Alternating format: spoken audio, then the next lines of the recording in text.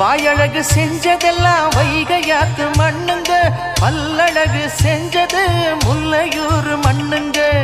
நெத்தி செய்யும் மண்ணுக்கு சுத்தி சுத்தி வந்தேங்க, நிலாவில் மண் எடுத்து நெத்தி செஞ்சேன் பாருங்க.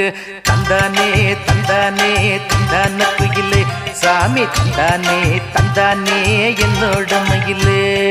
தஞ்சாவூர் மண்ணு எடுத்து தாமிரபரணி தண்ணிய விட்டு சேர்த்து சேர்த்து செஞ்சது இந்த பொம்மை. இது பொம்மை இல்ல பொம்மை இல்ல உண்மை.